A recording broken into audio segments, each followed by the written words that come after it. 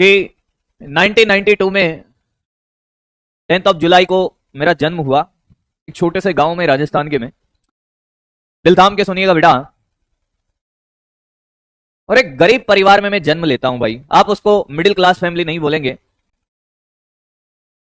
जहां ये होता था कि पिताजी खेती कर रहे हैं, हम लोग 3 भाई थे, हैं मतलब 3 भाई हैं और एक बहन है, सबसे छोटा मैं हूं मेरे घर में। पिताजी खेती करते हैं, आज भी करते हैं, पहले भी करते थे, पर अब भैया और संभालते हैं, जो सबसे बड़े भैया हैं वो संभालते हैं। जितने जीवन के आपने स्ट्रगल देखे हो, मैंने सारी चीजें मेरे जीवन में देखी हैं। मैंने सरकारी स्कूल में, गवर्नमेंट स्कूल में अपना शुरुआती अध्ययन किया। उसके बाद मैं कस्बे में पढ़ने गया 10th में। उसके बाद 12th के बाद की मैं कहानी आपको बताता हूं। मतलब आप मानोगे नहीं, आज जो आप चीजें देखते हो, पहले कुछ नहीं था मेरे भाई। एक कच्चा सा मकान होता था, ऊपर खोलू रखे होते थे, बरसात के टाइम पे वो टपकते थे। वो सारी लाइफ मैंने मेरे जीवन में देखी। वो कहते हैं कि आप गरीब पैदा हुए हो, ये आपकी गलती नहीं है, पर अगर आप गरीब रहकर मर गए ना, तो ये आपकी सबसे बड़ी गलती है। मुझे इस बात का कभी दुख नहीं हुआ कि मैं एक गरीब परिवार में पैदा हुआ। मैंने हमेशा अपने आसपास के लोगों से बहुत कुछ सीखा।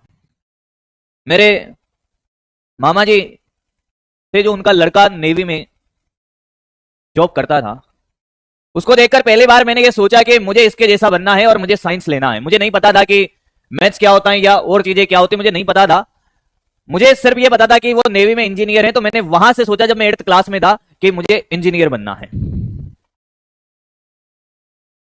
अब मुझे नहीं पता था इंजीनियर बनने के लिए क्या करना पड़ेगा। ये जरूर पता चल गया था कि आपको मैथ्स लेना पड़ेगा। 10th मैंने पास किया 60% से, 60% बेटा, 60% से। ये 10th का मेरा स्कोर था और 12th का मेरा स्कोर था कितना, 61%। मैं आपको बताता हूं, जब मैंने 10th पास करके मैं 11th में गया, मैं प्राइवेट स्कूल में एडमिशन लेने के बाद, ध्यान से सुनिएगा, उस टाइम की बात बता रहा हूं, प्राइवेट स्कूल में एडमिशन लेने के बाद क्या हालात थे। और जहां पे मैंने एडमिशन लिया, जिस स्कूल में, वो स्कूल जाना माना स्कूल था, हमारे उस क्षेत्र का नामी स्कूल था वो। पर जब मैंने 11th में एडमिशन लिया भैया, टीचर आता था। और टीचर क्या करता था, टीचर आता है कि उसको बल पढ़ाना है, तो यहां बल लिख देगा और लिख देगा कि किसी वस्तु को धक्का देना या खींचना बल कहलाता है और बल का सूत्र होता है F = ma। बस इसके आगे ना कोई क्वेश्चन कराना है ना और कोई चीज बतानी है। कोई परिभाषा होगी उसको यहां लिख देगा और बुक लेकर आता था और बोर्ड में लिख जाता, और तुम्हें पढ़ना है तो पढ़ो, उसको कोई लेना देना नहीं। कोई क्वेश्चन किया तो सामने से जवाब ये होता था, बेटा कि घर पे आ जाना, घर पे आ जाना, ट्यूशन पढ़ाएंगे। अब भैया जेब में इतना पैसा नहीं था कि घर जाके ट्यूशन पढ़ते, तो जैसे तैसे करके 11th पास किया। फिर 12th में मैं कोटा आया। कोटा में मैंने इंडिविजुअल कोचिंग्स किया। 4-4 हजार 5-5 हजार रुपए में एक सब्जेक्ट का कोचिंग होता था। बेटा ध्यान से सुनिएगा मेरी बात को, एक सब्जेक्ट का कोचिंग कितने में, 4,000 5,000, ये मिनिमम फीस था एक सब्जेक्ट का। मतलब 3 सब्जेक्ट का कोचिंग मिनिमम करना पड़ता था, फिजिक्स, केमिस्ट्री और मैथ्स का। मतलब आपने 15,000 रुपए दिए कोचिंग के। उस टाइम की बात बता रहा हूं, 2006-7 की, सॉरी 2008-9 की बात बता रहा हूं, 9 की। कोचिंग करके तुम्हारे मास्टर ने इतने मार्क्स पा लिए, ठीक है। 11th में कुछ नहीं आता था। 11th के बाद जब मैं 12th पास हो गया, तब मैं एक ऐसे दो बीच में चौराहे पे खड़ा था, एक ऐसे रास्ते में खड़ा हो गया जहां से पता नहीं चल रहा था कि अब क्या करे भाई।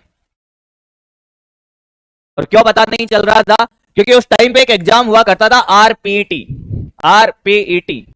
AIEEE होता था, एक IIT जेई का होता था, ये तो सबको पता ही होगा। तो भैया 12th के साथ मैंने ये 2 एग्जाम दिए। 12th के साथ जब ये 2 एग्जाम दिए मैंने, तो मेरा इसमें भी नहीं हुआ और इसमें भी नहीं हुआ। 12th के साथ किसी में सिलेक्शन नहीं हुआ, क्योंकि 11th पूरा साफ था, एकदम सपा चट्ट था बेटा, नील बटे सन्नाटा था 11th का। मैं इसलिए आपसे बहुत जोर देता हूं कि आप 11th में ध्यान दीजिए, क्योंकि मैं आपको पढ़ा रहा हूं ना भाई, इसका मतलब है जो गलतियां मैंने करी हैं वो गलतियां आप नहीं करो। तो 12th के साथ ना तो मेरा ये निकला ना ये निकला। जेई का एग्जाम मैंने दिया नहीं, क्योंकि मुझे खुद को पता था कि भैया 11th अपना निपटा हुआ है। मैं ये कहानी सिर्फ इसलिए सुना रहा हूं कि जो गलतियां मैंने करी वो गलती आप मत कर लेना। मेरे संघर्ष की कहानी तो अभी लेट है। फिर उसके बाद मैंने क्या किया, मैंने बीएससी में एडमिशन ले लिया था बेटा। जिस दिन मैंने बीएससी में एडमिशन लिया, 1200 रुपए का फीस भरा, गवर्नमेंट कॉलेज में मेरा हो गया था, गवर्नमेंट सीट मिल गई थी गवर्नमेंट कॉलेज में। उसे दिन घर आके मैं बोलता हूं कि मुझे नहीं पढ़ना है भाई, पढ़ना ही नहीं है, या तो करना है तो इंजीनियरिंग करनी है, नहीं तो मुझे नहीं पढ़ना है। मेरे घर के हालात ऐसे नहीं थे कि वो एक प्राइवेट कॉलेज में इंजीनियरिंग करा दे। फिर क्या किया सर, तो उन्होंने कहा कि 1 साल कोचिंग कर लीजिए आप, तुम्हें कोटा के ऑफलाइन कोचिंग सेंटर, जिसका नाम सबको पता है, नाम नहीं लूंगा, और नाम लेने में कोई बुराई नहीं है, एलन से मैंने कोचिंग किया बेटा उस टाइम पर, 2009-10 में मैंने एलन से कोचिंग किया। उस दिन मुझे लगा, जब मैं पहले क्लास में वहां बेटा, तब मुझे लगा कि साला पढ़ाया तो ऐसे जाता है, अभी तक तो हम कुछ पढ़ ही नहीं रहा था। मतलब इतने बेहतरीन तरीके से मुझे पढ़ाया गया वहां पर, जो आज तुम्हें पढ़ाया जा रहा है ना, वहां लगा कि फिजिक्स भी ऐसा होता है, केमिस्ट्री ऐसा होता है और मैथ्स ऐसा होता है। पर वो पहला साल था भाई।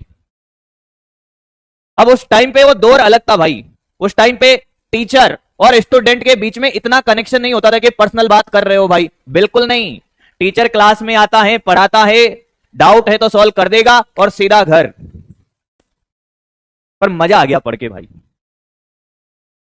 पर गाइड करने वाले इतने लोग नहीं थे आज, जो तुम्हें हर वक्त पे हर कदम पे तुम्हारे साथ खड़े होते हैं। गाइड करने वाले लोग नहीं थे कि भैया क्लास में पढ़ा तो दिया, घर जाके क्वेश्चन का प्रैक्टिस करना है, ये बताने वाला कोई था ही नहीं भाई।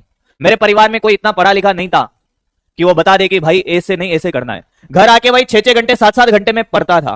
पर मैं पता है क्या पढ़ता था, मैं सिर्फ क्लास के नोट्स पढ़ता था, क्लास के नोट्स के क्वेश्चन ही करता था, एक्स्ट्रा क्वेश्चन मैंने नहीं करे। और उस टाइम पे इतने क्वेश्चन प्रैक्टिस नहीं कराई जाते थे जितनी तुम्हें आज कराई जा रही है। एक चैप्टर में तुम्हें 100-150 क्वेश्चन कराए जा रहे हैं, उस टाइम पे ज्यादा से ज्यादा 20-30 क्वेश्चन, एक टॉपिक पे 1 या 2 क्वेश्चन, इतने कराए जाते थे। तो पूरे साल भर मैंने क्या किया, मैंने सिर्फ नोट्स पढ़े और उनके 2-2 3-3 क्वेश्चन एक चैप्टर से ज्यादा ज्यादा 20 या 10 क्वेश्चन करे हो, या 30 क्वेश्चन 40 क्वेश्चन कर लिए हो। तो उसका खामियाजा क्या भुगतना पड़ा कि जब मैं एग्जाम में बेटा जेई के एग्जाम में बैठा, मैं ट्रिपल ए के एग्जाम में बैठा, जैसे एग्जाम में बैठा तो बेटा मैं सन्नाटे में चला गया, क्योंकि एग्जाम में वो क्वेश्चन नहीं पूछे जाते हैं जो क्लास में कराए हैं। आजकल पूछ ले जाते क्योंकि आजकल क्वेश्चन ही इतने कराते हैं। पहले क्या होता था, क्योंकि नहीं पूछे जाएंगे भाई, डाटा बदलेगा, कुछ लैंग्वेज बदलेगी, कॉन्सेप्ट वही रहेगा, नो डाउट। तो हुआ क्या, एग्जाम में हो गया सन्नाटा। इस बार वापस फिर मैं एक ऐसे चौराहे पे खड़ा हुआ जिस दिन रिजल्ट आया कि मैं कहीं का नहीं रहा, मैं कहीं का नहीं रहा। बीएससी छोड़ चुका था, बीएससी का एडमिशन कैंसिल, फीस भले ही जमा करा दी, जो भी था।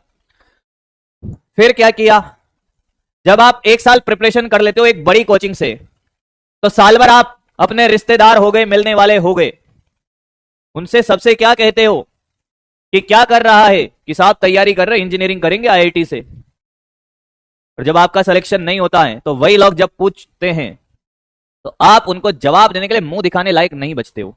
तो फिर क्या किया आपने, अब साला इंजीनियरिंग की तैयारी करने के बाद जब ठान लिया था कि इंजीनियरिंग करनी है, और अब बीएससी का एडमिशन लेने के बाद कैंसिल करा दिया, और वापस बीएससी में जाना लाजमी नहीं लग रहा था कि अब बीएससी तो नहीं करना है, बिल्कुल हिंदी मीडियम में पढ़ा हूं, मैं हिंदी मीडियम से पढ़ा। फिर वापस आरपीटी दिया। आरपीटी का जो एग्जाम होता था, Rajasthan pre engineering test, rPET होता था, पीएमटी नहीं, आरपीईटी, प्री इंजीनियरिंग टेस्ट, ये दिया। थोड़ी बहुत इसमें इतना भी अच्छा मार्क्स नहीं आया फिर भी, और एक प्राइवेट कॉलेज मिला जोधपुर राजस्थान का। जब मैं पहले साल वहां गया एडमिशन लेने के बाद, फर्स्ट ईयर का फीस मेरे घर वालों ने जैसे तैसे भर दिया भाई। 56,000 के आसपास फीस होता था 1 साल का। मैं आपको बताता हूं, मेरे क्षेत्र के जहां पे मैं रहता था, वहां के हर बैंक में मैं घूम चुका था एजुकेशन लोन के लिए। हर बैंक में एजुकेशन लोन के लिए मैंने कम से कम 1 साल चक्कर लगाया भाई। मतलब पहले साल तो मेरे घर वालों ने जैसे तैसे करके मुझे एडमिशन दिलाया, खर्चा वर्चा जो भी है निकाल दिया। पर सेकंड ईयर में मेरे साथ ऐसा नौबत आ गया था कि अगर एजुकेशन लोन नहीं मिलता ना भाई, तो मैं इंजीनियरिंग छोड़ देता। पर आप कहते हैं ना कि आपने अगर किसी चीज को दिल से चाहा है तो ऊपर वाला आपका साथ जरूर देता है। At the end Punjab national bank में कोई मैनेजर चेंज होकर आए, उनको बैठकर मैंने पूरी बात सुनाई अपनी कि सर मैं पूरे 1 साल से चक्कर लगा रहा हूं, और अब हालत ऐसी आ गई है, हालत ऐसी आ गई है कि अब अगर पैसा नहीं मिला एजुकेशन लोन का, तो मैं इंजीनियरिंग छोड़ दूंगा, पढ़ाई वढ़ाई छोड़ के मैं खेती वेती करूंगा सर। तो उन्होंने कहा कि मैं तेरे लिए एक बार कोशिश 100% कोशिश करूंगा, फिर देखते हैं क्या होता है। और आप मानोगे नहीं, मुझे एजुकेशन लोन मिल गया। एजुकेशन लोन मिलने के बाद जब मैं सेकंड ईयर में गया, तब थोड़ी थोड़ी चीजें मेरे साथ क्लियर होने लगी। जब मैंने पहले साल एडमिशन लिया था, तब ऐसा लगता था कि साला जब हम ग्रेजुएट होकर निकलेंगे तब हमें 1 लाख 1 लाख पर मंथ का जॉब मिलेगा। 2010 के बाद बता रहा हूं, ये माइंडसेट बना के इंजीनियरिंग में एडमिशन लिया था। जब मैं सेकेंड ईयर में पहुंचा बेटा, तब ये 50,000 बन गया कि 1 लाख का नहीं मिलेगा तो 50,000 का मिलेगा। प्राइवेट कॉलेज था ना बेटा। थर्ड ईयर में पहुंचा, तब सोचा कि साला कुछ नहीं 25,000 का तो मिल ही जाएगा। थर्ड ईयर से पास होकर जब फोर्थ ईयर में पहुंचे, तब एकदम विजन क्लियर हो गया था मेरे भाई, एकदम क्लियर हो गया था, जॉब नहीं मिलेगा। मतलब इतने हालात बुरे हो गए थे उस टाइम पे इंजीनियरिंग के, कि जैसे ही पास आउट होने वाले थे, सबके माइंड में से, सिर्फ मैं ही नहीं, मेरे क्लास का जो टॉपर था उसका भी माइंडसेट एकदम क्लियर था भाई, कि जॉब नहीं मिलेगा। तो ये थर्ड ईयर में एक ऑप्शन मैंने ढूंढ लिया था, कि थर्ड ईयर में पता चल गया था कि सब जॉब नहीं मिलेगा, तो क्या करना है। तो सोच लिया था कि टीचर बनना है, टीचर बनना है। फोर्थ ईयर में पास आउट होके मैं निकला। 1 मंथ तक, 1 महीने तक, ज्यादा समय मैंने बर्बाद नहीं किया मैंने मेरे जीवन में पहला एक एग्जाम दिया। मैंने मेरे जीवन में एक एग्जाम दिया, पहला एग्जाम डी ग्रुप का, रेलवे में डी ग्रुप का। भाई जब आप बेरोजगार होते हो ना, तो आपके पास बहुत सारे मार्ग भटकाने के लिए विकल्प बहुत मिलेंगे, मार्ग भटकाने के लिए विकल्प बहुत मिलेंगे, मार्ग भटकाने के लिए। पर अगर आपके मन में दृढ़ संकल्प है, तो संसाधन अपने आप मिल जाएंगे अपनी मंजिल तक जाने के लिए। तो डी ग्रुप का जब मैंने एग्जाम दिया भाई मेरे जीवन में पहली बार, तो मुझे एहसास हो गया कि भैया हम गवर्नमेंट जॉब के लिए नहीं बने हुए हैं। फिर मैंने एकदम माइंडसेट क्लियर कर लिया कि भैया हम अब कभी भी गवर्नमेंट जॉब का फॉर्म नहीं भरेंगे। नहीं भरा। फिर क्या किया साहब, फिर मैंने एक होम ट्यूशन पढ़ाना स्टार्ट किया एक बालक को। 10th का एक बालक था। ये बात बता रहा हूं मैं आपको 2014, 14 की बात बता रहा हूं। 14 से पास आउट होते उसी साल, मतलब नवंबर दिसंबर में सीबीएसई वाले जो बच्चे होते हैं उनके एग्जाम शायद जनवरी फेब में स्टार्ट हो जाते हैं। तो 10th के बालक को होम ट्यूशन पढ़ाना स्टार्ट किया 2,000 रुपए महीने में। एक्चुअली घर वालों का एक्सपेक्टेशन, घर वालों को तो पता होता है ना कि घर वालों ने आपके ऊपर पैसा लगा दिया है, आपके ऊपर एजुकेशन लोन है, घर वालों के आपके पास आपके ऊपर एक्सपेक्टेशन है। घर वालों को रियलिटी थोड़ी पता है कि भैया 4 साल हो गए हैं, अब इसको जॉब मिलेगी नहीं मिलेगी। हर बार जब भी मैं पास आउट होकर निकला, उसके बाद जब भी घर से कॉल आता था, तो ये पहला क्वेश्चन होता था कि नौकरी का कुछ हुआ, नौकरी का कुछ हुआ। फिर एक दिन बैंक से कॉल आ जाता है कि अगले साल से आपको लोन का पैसा चुकाना स्टार्ट करना है। तो जो आपके हालात है, वो हालात आपको कुछ ना कुछ करने के लिए मजबूर कर देते हैं। 2,000 रुपए महीने में स्टार्ट किया, लगभग 2 से 3 महीने इसको पढ़ाया। फिर क्या हुआ, फिर भैया इसका एग्जाम हो गया, ये नौकरी खत्म। इसको पढ़ाने के लिए 10 रुपए लगते थे, ऑटो से जाता था, उसके बाद 1 किलोमीटर पैदल जाता था। साइकिल तक नहीं थी जेब में, पैसा तो दूर की बात है, मतलब साइकिल तक नहीं थी मेरे भाई। 2-3 महीने में ये जॉब भी खलास। अब क्या, उसके बाद फिर आपका होता है रेज्यूमे। रेज्यूमे जिसमें आपका बायोडाटा होता है, उसका इतना मोटा फोटोकॉपी कराया। क्या करा है, इतना मोटा फोटोकॉपी। उसमें लिखा होता है आपका नाम, एड्रेस, क्या किया हुआ है, क्या करना है, क्या क्या आपको आता है। और जोधपुर राजस्थान में मैं रहा 10 साल तक। मेरा एक दोस्त था जो मेरे साथ जिम जाता था, उसकी बाइक में, नाम है उसका मोहम्मद सोएब। आज हम लोगों की इतनी बात नहीं होती फ्रिक्वेंटली, पर उस बुरे वक्त में जिन्होंने मेरा साथ दिया, मैं उनको कभी नहीं भूलूंगा जीवन में। इतनी सारी फोटोकॉपी करा के हर स्कूल हर कोचिंग में एक ऐसे पूरा राउंड चक्कर लगा दिया पूरे जोधपुर के। हर स्कूल हर कोचिंग में ऐसे रेज्यूमे देता हुआ निकला कि भैया जॉब पे रख लो, नौकरी दे दो। पर किसी ने नहीं बुलाया। जोधपुर की एक कोचिंग थी, नाम मैं कोचिंग किसी का भी नहीं लूंगा, जिनमें भी मैंने काम किया। एक कोचिंग वाले ने मुझे बुलाया और उन्होंने मुझे ऑफर किया कि आपको साहब 8,000 रुपए महीना देंगे और रहना खाना दे देंगे और आपको यहां पढ़ाना स्टार्ट करना है। तो एक्चुअली उनका माइंड सेट था कि दो तरह के बंदे होते हैं इंजीनियरिंग करने के बाद। एक होता है जो फैकल्टी के रूप में पढ़ाने के लिए, टीचर बनने के लिए जाता है, और एक होता है मैनेजमेंट संभालता है भाई। तो मेरा तो पूरा विजन जो था कि मुझे सिर्फ टीचर बनना है, मैंने जीवन में फिर सोचा ही नहीं कि मुझे कुछ और करना है, गवर्नमेंट जॉब का प्रिपरेशन करना है। मैंने कभी जीवन में फॉर्म तक नहीं डाले।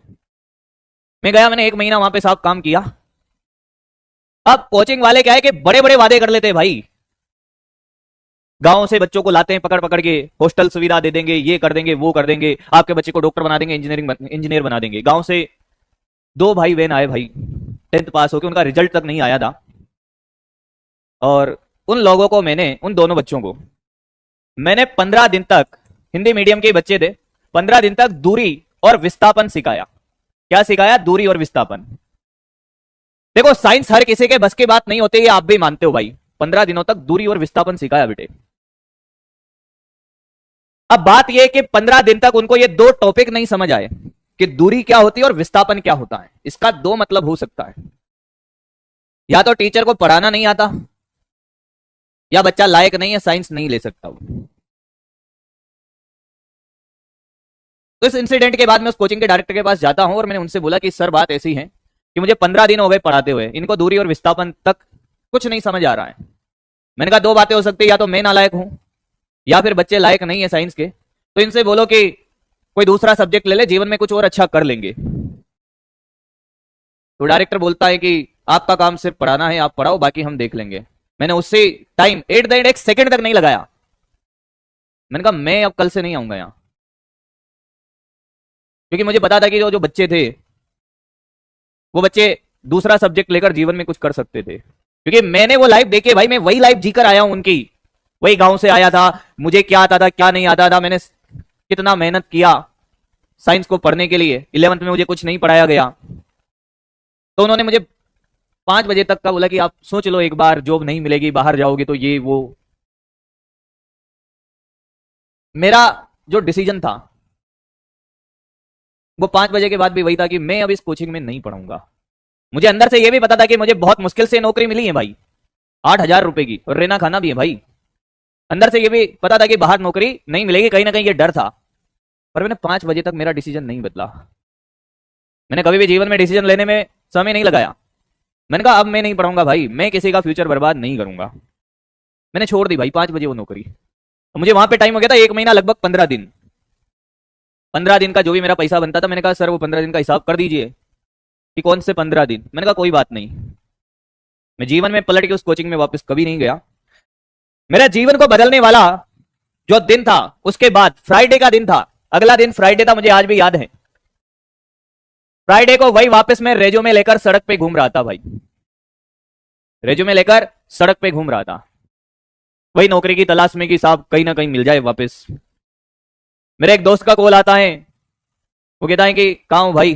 मैंने कहा यार भाई पहले वहां था, उसको थोड़ी बहुत स्टोरी बताई, ऐसे ऐसी बात हुई। मैंने कहा छोड़ दी और वापस सड़क पे हैं भाई, पैदल पैदल चल रहे हैं, हाथ में रेज्यूमे है। कैसा कर, एक स्कूल है जोधपुर में, एक स्कूल था, अभी भी है, वहां पे फिजिक्स के टीचर की वैकेंसी है, आप जाओ और ट्राई करो। मैं जाता हूं, वहां के डायरेक्टर से मिलता हूं।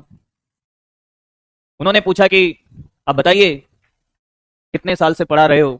मैंने बता दिया उनको साहब साहब कि साहब अभी से पढ़ाना स्टार्ट किया है और देख लीजिए।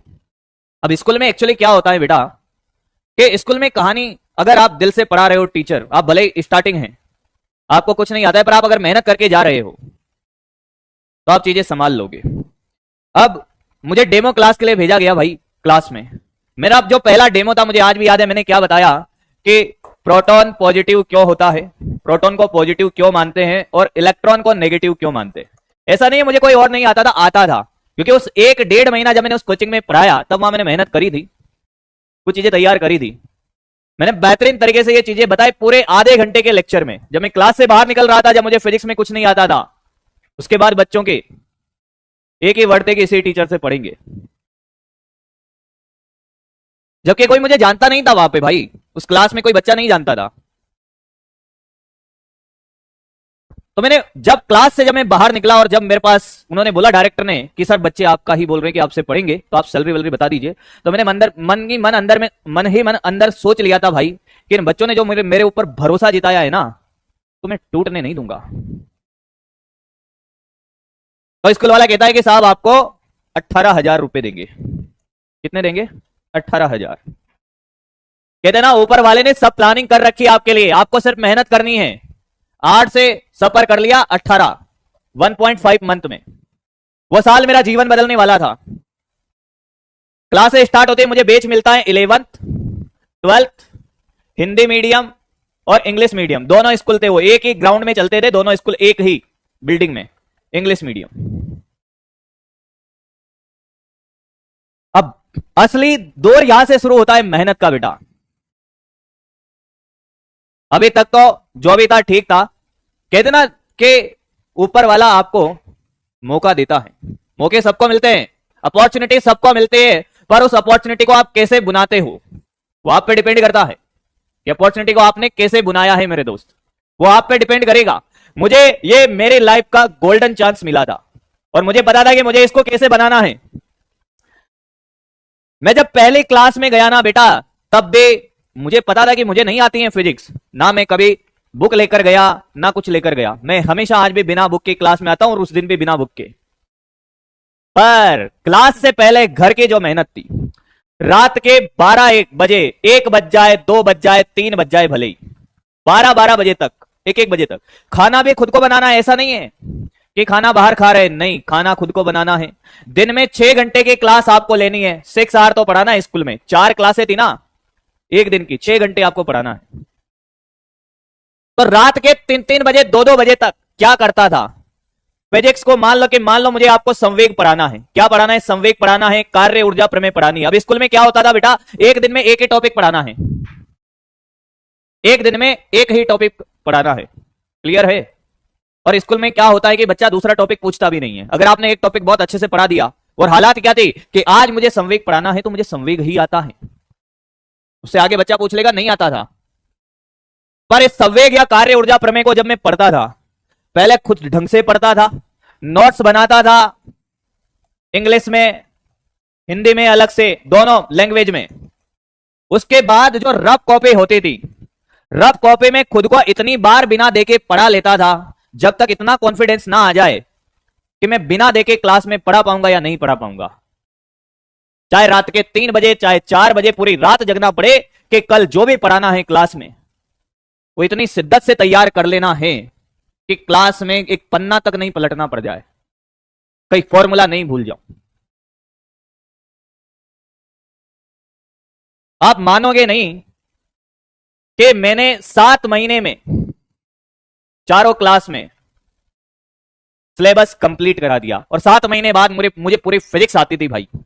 पूरी टोटल जो बोर्ड लेवल की फिजिक्स होती है, वो कंप्लीट फिजिक्स मेरे यहां टिप्स पर थी। एक एक फॉर्मूला, एक एक डेफिनेशन, सब एकदम रटी रटाई, हर चीज, कहीं से कुछ भी पूछ लो उठा के। वो रात दिन की मेहनत। पर उस साल बेटा व्हाट्सएप, फेसबुक कुछ नहीं चलाया, मोबाइल सब एक तरफ, सबको किनारे कर दिया। ऐसा नहीं हमारे जीवन में कोई आया नहीं इस दौरान, आया, उससे भी बोल दिया भैया कि जिस दिन औकात बना लेंगे उस दिन लौट कर आएंगे। वो कहानी बाद में बताई जाएगी। उसके बाद मैंने जीवन में कभी मुड़ के नहीं देखा भाई, ना कभी मैं जीवन में कहीं पे रेज्यूमे लेकर गया। उस स्कूल का जो डायरेक्टर था मेरे साथ बैठता था संडे को, क्योंकि मैं स्कूल में ही रहता था, स्कूल में ही पास में एक मकान था उसी का, तो उसी में मुझे शिफ्ट कर दिया था कि सर आप यही रहिए। मेरी मेहनत को देखकर वो बंदा इतना इंप्रेस हुआ भाई, हर संडे को हम लोग बैठते थे, बातें करते थे, बढ़िया रिलेशन हो गया था। जब लास्ट में रिजल्ट आया तो पहले साल एक बच्चे ने 100 में से 97 मार्क्स फिजिक्स में लेकर आया। अब सबका एक्सपेक्टेशन अलग अलग होता है जीवन में। डायरेक्टर का एक्सपेक्टेशन था कि साहब फिजिक्स में 100 में से 100 चाहिए। तो डायरेक्टर ने मेरे से एक बात बोले कि सर मजा नहीं आया यार, 100 में से 100 आने चाहिए थे और अपन अब आगे कंटिन्यू नहीं कर पाएंगे। ये बात मुझे डायरेक्टर ने बोली। 100 में से 97, 90, 92 इतने तो बहुत सारों के थे भाई। मैंने कहा ठीक है सर कोई बात नहीं, पर एक वादा करके मैं वहां से निकला उस स्कूल से। मैंने कहा सर आपके सामने तभी आऊंगा जब 100 आउट ऑफ 100 बच्चा ले आएगा मेरा। तो पर अभी तो शुरुआत है बेटा कहानी की। जीवन में उतार चढ़ाव अभी तो कुछ देखा ही नहीं, ये तो शुरुआत है। 1 साल वहां पे काम करने के बाद वो स्कूल मैंने छोड़ा। उसके बाद मैंने डिसाइड किया कि अब क्या करना है भाई। उसके बाद मैंने डिसाइड किया कि अब क्या करना है, जो भी बात थी वो करके निकल के आ गया। अब बात होती है, वहां से निकलने के बाद मैंने खुद का सेंटर डाल दिया।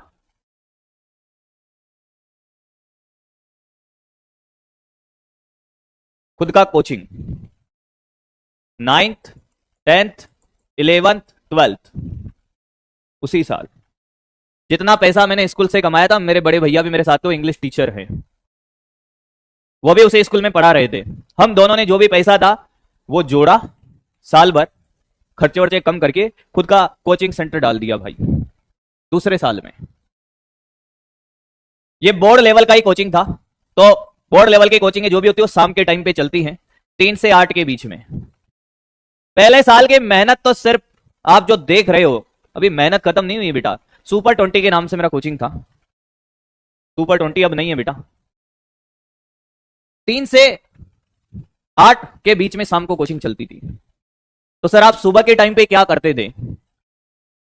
वहीं जोधपुर के अंदर भाई एक स्कूल था, नाम उसका भी मैं नहीं लूंगा, उसमें वैकेंसी थी भाई। मैं उस स्कूल में जाता हूं डायरेक्ट इंटरव्यू में, क्योंकि उसको अर्जेंट जरूरत थी।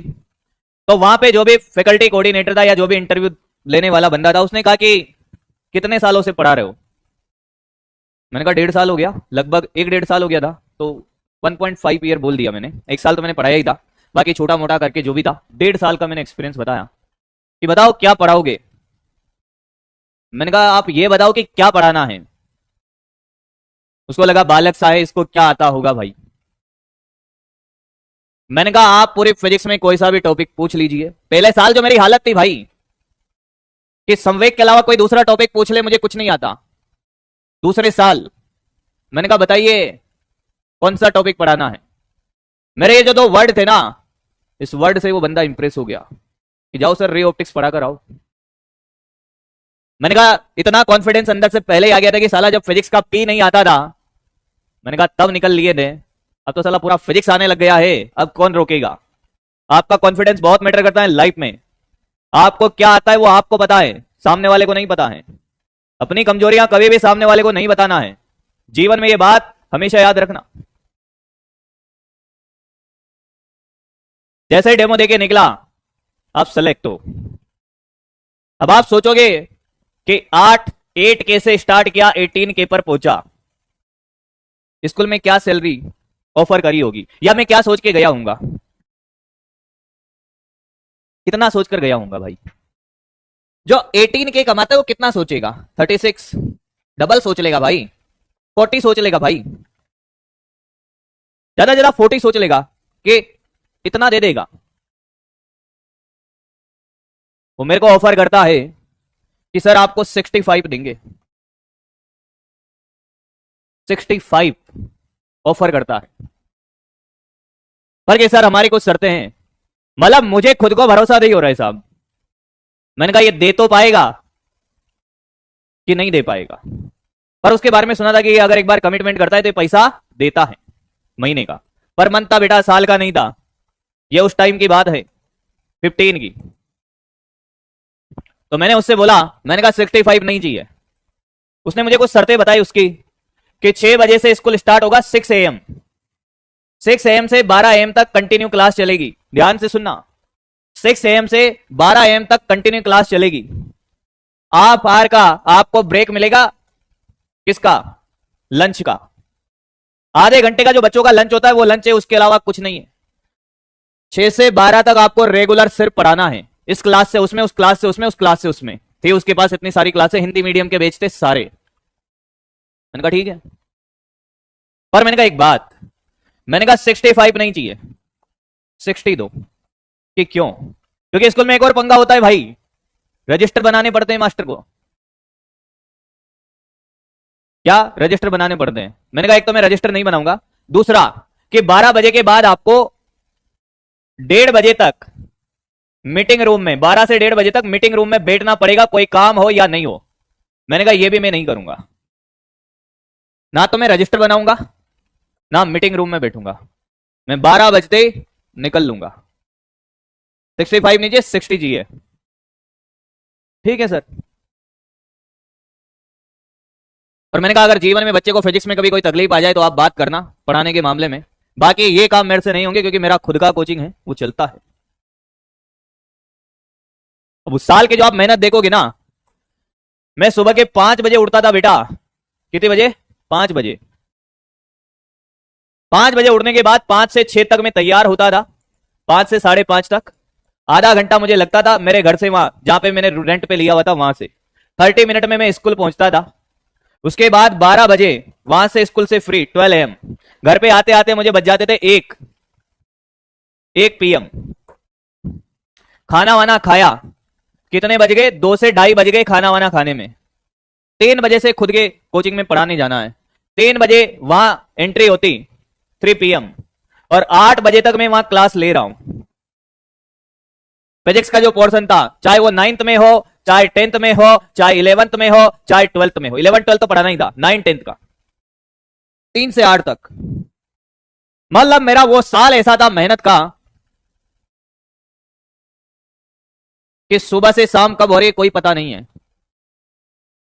और उसी साल जैसे मैंने इंस्टीट्यूट स्टार्ट किया और यहां पे स्कूल ज्वाइन कर लिया, उसी साल एजुकेशन लोन रीपे कर दिया पूरा। एक पल्सर बाइक ले ली और एक 4 व्हीलर ले ली क्विड रेनॉल्ट का, क्योंकि सड़कों पे चलते हुए भी सपने बड़े ही देखे थे।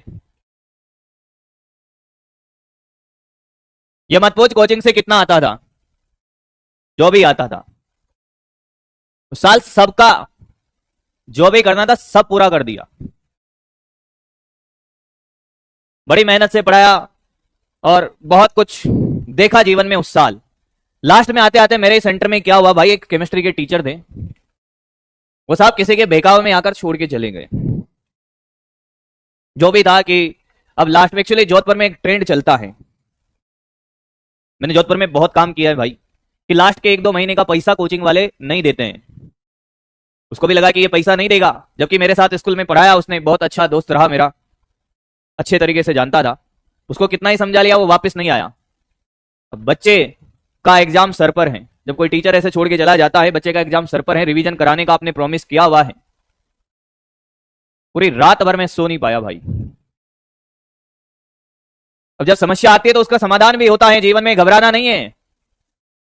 तुम लोग छोटी छोटी समस्याओं से घबरा जाते हो, क्वेश्चन नहीं हो रहा है रोने लग जाते हो भाई। जब जिंदगी आपका इम्तिहान लेगी ना तो उसका रिटर्न नहीं होता, ये मैं बहुत बार बोलता हूं।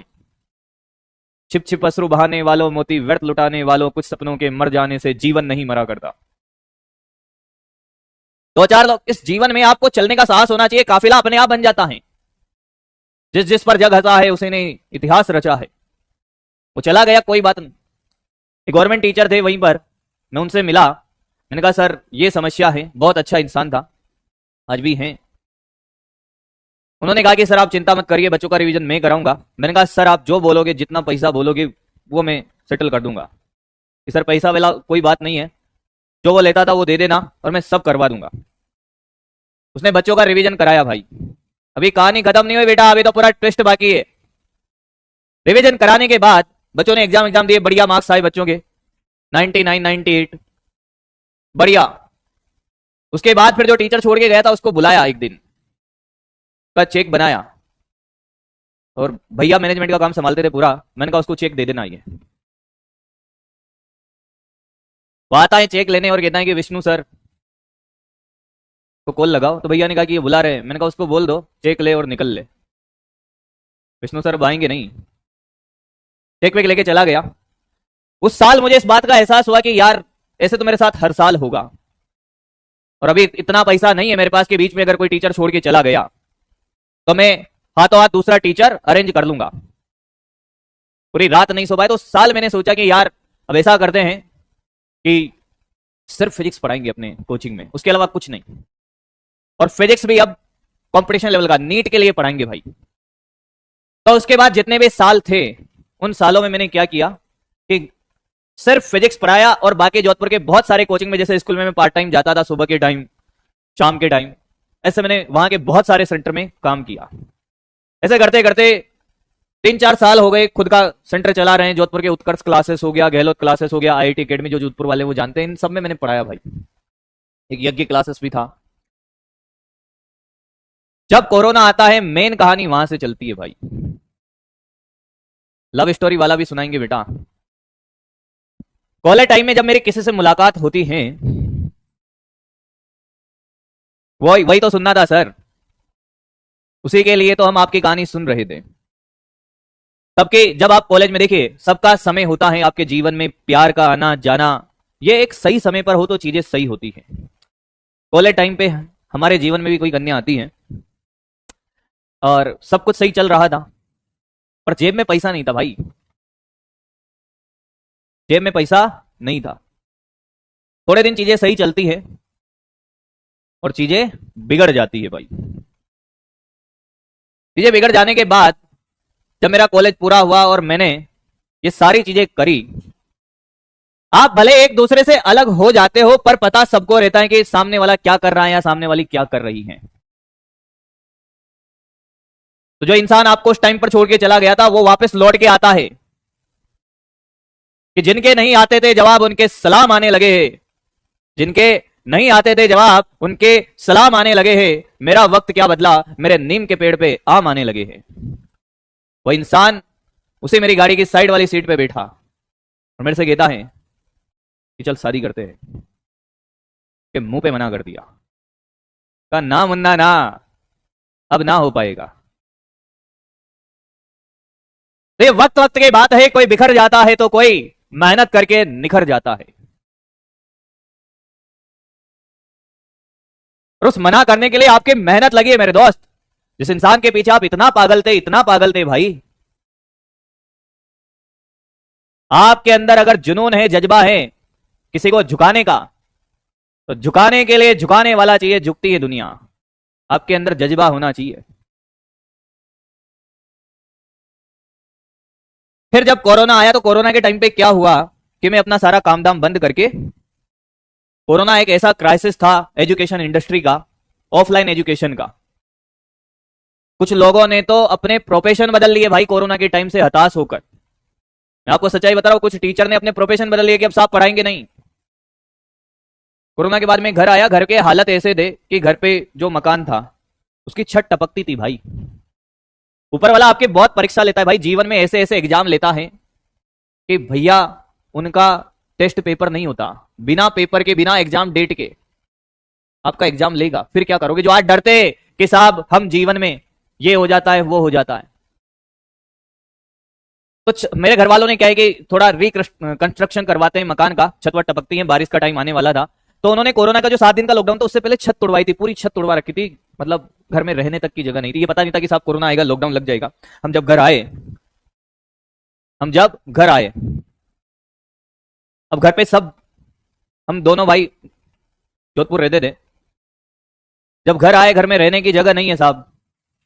अब लॉकडाउन ऐसा लगा कि कोई परमिशन नहीं थी, सबको पता है कि आप घर से बाहर तक नहीं निकल सकते हो। मैंने वो दिन भी देखे हैं कि जहां पे गाय भैंस बनती थी उनके ऊपर चद्दर से छाया करी होती है। लगभग 1 से 1.5 महीना उस जगह के नीचे रहकर टाइम निकाला है। हमारे कोई रिश्तेदार थे गांव में, हाँ रिश्तेदार की जो आप बात करते हो साहब, हमारे कोई रिश्तेदार थे गांव में। उनको कॉल किया, उनका मकान खाली पड़ा था भाई।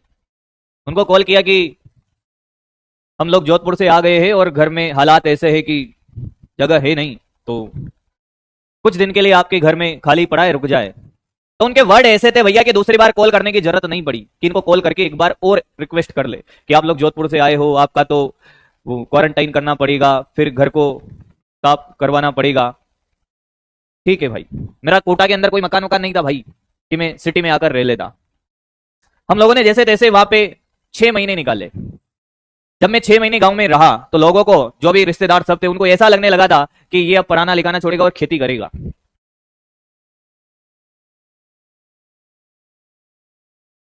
छह महीने बाद वही सर्दियों का टाइम, अक्टूबर नवंबर के टाइम पे मैं कोटा आता हूं, एक रूम लेता हूं। और एक रूम लेने के बाद उसमें मैंने एक चैनल बनाया था यूट्यूब का, उसमें मैं पढ़ाना स्टार्ट करता हूं। इंटरनेट कनेक्शन लेता हूं, और लाइव पढ़ाना स्टार्ट करता हूं। यह जज्बा कल भी था, आज भी है और आगे भी रहेगा। मुझे पता था मुझे कोई नहीं देख रहा। उसके आगे के 6 महीने तक रात के 12-12 बजे, 1-1 बजे तक मैंने लाइव पढ़ाया है। चाहे मुझे 4 बच्चा देखे, चाहे मुझे 2 बच्चा देखे या 3 बच्चा देखे, रात के 12-12 बजे तक। जेब में थोड़ा बहुत जो पैसा था उससे रेंट जा रहा था। मतलब उस कोरोना के टाइम पर कोई इनकम सोर्स नहीं है। 6 महीने तक फ्री में यूट्यूब में मैंने पढ़ाया भाई। पैसा वैसा सब अकाउंट का साफ हो रहा था। 6 महीने बाद मेरे पास, जब आप मेहनत करते हो ना, क्योंकि मुझे पता था भाई जीवन में आपने किसी भी जीवन के दौरान आपने किसी भी दौर में मेहनत करी हो, मेहनत आपकी कभी भी बेकार नहीं जाती है। 6 महीने बाद मेरे पास कॉल आता है रैंकर्स जेई से। आपने अगर नाम सुना हो तो। अब ऑनलाइन में नहीं चलता है, अब ऑफलाइन वाराणसी में चलता है, पहले ऑनलाइन में चलता था। वहां से कॉल आता है और मेरा 15 मिनट का डेमो होता है भाई। 15 मिनट के डेमो के बाद वो बंदा कहता है कि डन सर, डायरेक्ट कॉल, किसी के पास जाने की जरूरत नहीं पड़ी। और मैं एक अकेला एक ऐसा फैकल्टी था उस कोचिंग में जिसका सैलरी 15 दिन में क्रेडिट हो जाता था। एक व्हाइट बोर्ड से पढ़ाना स्टार्ट किया था। अब चीजें जब एक सोर्स मिल गया इनकम का, तो सोर्स मिलने के बाद चीजें बदलने लगी, चीजें आगे बढ़ती गई बढ़ती गई। फिर मेरे पास कॉल आता है ई2 इंडिया से। रैंकर जेई में इंग्लिश मीडियम वाले बच्चों को पढ़ाता था, जेई वाले बच्चों को। और वो क्रैश कोर्स के लिए फेमस थी कोचिंग, क्रैश कोर्स करवाते थे। कोरोना के टाइम पे इतने सारे अटेम्प्ट हुए थे आईआईटी के, जेई मेंस के, हर महीने 2 महीने में हम क्रैश कोर्स निकालते थे। लगभग 1 लाख से ज्यादा बच्चे मैंने उस प्लेटफॉर्म में पढ़ाए। और आज इंडिया के जितने भी आईआईटी हैं, जितने भी आईआईटी टॉप आईआईटी, उसमें मेरा पढ़ाया हुआ बच्चा बैठा है। मेडिकल कॉलेज में तो बैठा ही है, आईआईटी में भी मेरा पढ़ाया हुआ बच्चा बैठा है। उसके बाद उसी के दौरान जब मेरे को साल भर हो गया रैंकर जेई में, साल भर के बाद ई2 से मेरे पास कॉल आता है कि सर ऐसी बात है, आपको हिंदी मीडियम की क्लासेस लेनी है, नीट और जेई दोनों की, और पार्ट टाइम या फुल टाइम आप ज्वाइन कर सकते हो। दोनों ऑप्शन मेरे पास रख दिए कि हमें कोई दिक्कत नहीं, आप दूसरी कोचिंग में पढ़ाते हो तब भी। तो मैंने part time E2 India join किया और लगभग साल भर दोनों में एक साथ काम किया। कोरोना के दौरान 4 साल से, कोरोना के दौरान मेरा जन्मदिन जब निकला उस साल में, तो भैया मेरे पास सिर्फ कुछ मेरे जो बहुत अच्छे स्टूडेंट थे जिनके साथ कनेक्शन था, उनका हैप्पी बर्थडे का मैसेज था भाई। बाकी किसी का कोई मैसेज नहीं। जब आप कर रहे हो तो दुनिया आपको देखती है। जब चीजें बदलने लगी, मैंने किसी से वादा किया था कि मैं 1 साल में तस्वीर बदल दूंगा। मैंने विद इन 1 ईयर में, जैसे इस 6 महीने के बाद मैंने ज्वाइन किया कोचिंग वोचिंग और सारी चीजें, 1 साल में मैंने कोटा के अंदर अपना मकान ले लिया खुद का। तो साल जब मेरा जन्मदिन आया, मकान लेने के बाद चीजें जब सब लोगों ने देखी भाई, इतने लोगों के भर भर के मैसेज थे मेरे पास। फिर मुझे वापस वही बात याद आ गई कि जिनके नहीं आते थे जवाब, उनके सलाम आने लगे हैं। मेरा वक्त क्या बदला, मेरे नीम के पेड़ पे भी आम आने लगे हैं। फिर पिछले साल 2022 में ई2 इंडिया मर्ज हुआ पीडब्ल्यू के साथ। तो उनके साथ मुझे मौका मिला इस बेहतरीन प्लेटफॉर्म में आने का और आप लोगों से मिलने का। तो ये मेरी संघर्ष की कहानी रही। और उसके बाद मैंने उसी साल, जैसे ही मैंने ये ज्वाइन किया था, तभी मैंने सोच लिया था कि गाड़ी वाड़ी तो मुझे तभी चेंज करनी थी। और 4-5 महीने पहले ही मैंने गाड़ी वाड़ी ले ली। और चीजें, आपने मेहनत करी है तो चीजें बेहतरीन तरीके से चलती हैं। मैं मानता हूं इस बात को। जीवन में संघर्ष होता है, उतार चढ़ाव हमेशा आएंगे मेरे भाई, उतार चढ़ाव हमेशा आएंगे। मुझे नहीं लगता कि अब किसी को मेरी सैलरी पूछने की जरूरत है। जब आपने चीजें देखी हैं तो सैलरी पूछने की आपको जरूरत नहीं है। और जो आप सोच नहीं सकते उतनी तो है उतना जीवन में। और इतना भी नहीं चाहिए जीवन में भाई, जिनसे हमारी आवश्यकताएं पूरी हो जाए उतना ही पैसा चाहिए जीवन में, और उतनी है। मैडम मिले मुझे 5-6 महीने पहले, डाउन टू अर्थ है एकदम, बिल्कुल डाउन टू अर्थ है। जब हम पहली बार मिले, ऑब्वियसली एक गवर्नमेंट, देखिए मेरी बात सुनिएगा, गवर्नमेंट और प्राइवेट जॉब को लेकर जो थिंकिंग है ना भाई, कि गवर्नमेंट जॉब भले ही चपरासी की हो, पर वो गवर्नमेंट के बारे में क्या कहते हैं कि साहब कहीं है कि चपरासी है, गवर्नमेंट है। हाँ, प्राइवेट वाला 1 लाख 2 लाख कमा रहा होगा तब भी महत्व किसको दिया जाता है? गवर्नमेंट जॉब को। और मैडम तो भैया फर्स्ट ग्रेड प्रोफेसर हैं, फिर भी बहुत ग्राउंड टू अर्थ है, नेचर वाइज एवरीथिंग। जब आप कोई मुकाम हासिल कर लेते हो तब चीजें आपके हिसाब से होती है जो आप चाहते हो। मैं बात बहुत बार बोलता हूं भाई कि आज आपको किसी से प्यार हो जाए और आप अपने पापा से कह दो कि साहब चैटिंग में सेटिंग कर लियो और प्यार हो गयो, पापा है ना बेटा दे लात घूसे थप्पड़ और पढ़ाई वढ़ाई छुड़ा के खेत पे भेज देंगे। पर यही बात अगर मेडिकल कॉलेज में जाने के बाद डॉक्टर का टेग लगाओ पीछे और तू कहे कि पापा क्लासमेट हैं, ये भी डॉक्टर है मैं भी डॉक्टर हूं, प्यार हो गया पापा। पापा तुरंत चल बेटे बात करके आते हैं। तो बात ऐसे ही है बेटा कि आज अगर आप अपने सपने, अगर आपके सपने बहुत छोटे हैं, जीवन में कुछ नहीं करना है आपको, यही चैटिंग में सेटिंग करनी है, बात करके टाइम पास करना है, तो आप कर सकते हो भाई। पर अगर आपके सपने बड़े हैं और आपको दुनिया को अपने हिसाब से चलाना है तो फिर मेहनत करनी पड़ेगी, उसके बिना नहीं चलेगी दुनिया। दुनिया आपके हिसाब से तभी चलेगी जब आप एक मुकाम हासिल कर लोगे, उसके बिना नहीं चलेगी। आज तो किसी से मेरी बात ध्यान से सुनना, थोड़ी देर 5 मिनट बैठकर अपने आप से एक क्वेश्चन पूछ लेना कि आज अगर किसी कन्या से तू बात कर भी लेगा या किसी बालक से तू बात कर लेगी बेटा, तेरा टाइम ही खराब होगा, तेरा टाइम ही खराब होगा, तेरा सिलेक्शन रुक जाएगा ना। फिर तो तूने जो जीवन में किया है ना, उससे जो बातें करके उसको आप अपनी मंजिल तक भी नहीं ले जा पाओगे। जब तक आपके पास कोई स्टेटस नहीं होगा तब तक वो चीजें नहीं हो पाएगी भाई। इससे बढ़िया है आज मेहनत करिए, जो गलतियां मैंने करी वो आपको नहीं करनी है। मेरा सिलेक्शन नहीं होने के पीछे रीजन था कि मैंने क्वेश्चन प्रैक्टिस नहीं किया, क्वेश्चन प्रैक्टिस करिए भाई। बाकी फिजिक्स पढ़ाने में आपको मैं वादा करता हूं कभी कोई तकलीफ नहीं आने दूंगा। पहले दिन जिस जोश और जुनून के साथ, जिस लगन से पढ़ाया था तुम्हें, उसी लगन से पूरे साल भर पढ़ाऊंगा, पूरे जीवन भर पढ़ाऊंगा। सिर्फ इसी साल की बात नहीं कर रहा, मैंने मेरे जीवन में कभी गवर्नमेंट जॉब का फॉर्म नहीं डाला। उसके बाद मेरा विजन और मिशन सिर्फ एक रहा है। मैंने कभी 2 नावों की सवारी नहीं करी मेरे जीवन में कि नहीं पढ़ा लेते हैं, यहां से पैसा आ जाएगा, पेट भरेगा, दूसरा गवर्नमेंट जॉब की तैयारी कर लेते हैं, इधर से नहीं हुआ गवर्नमेंट जॉब में हो जाएगा। जीवन में 2 नावों की सवारी कभी नहीं करनी है।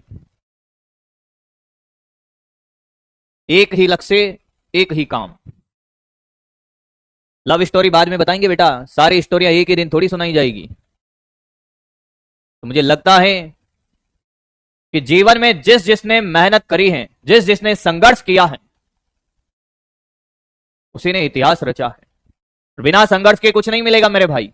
मैं फिर कह रहा हूं, बिना संघर्ष के इस जीवन में कुछ नहीं मिलेगा, किसी को नहीं मिला है। फिर कह रहा हूं मैं, तो वादा करते हो कि मेहनत करोगे, जी जान लगा दोगे इस बार। और हिंदी मीडियम में मेरा आने का सबसे बड़ा जो रीजन था वो यही था कि मैं हिंदी मीडियम से पढ़ा हूं। मैंने आपके जीवन के जितने भी हिस्से आपने जिए हैं, जो जीवन आप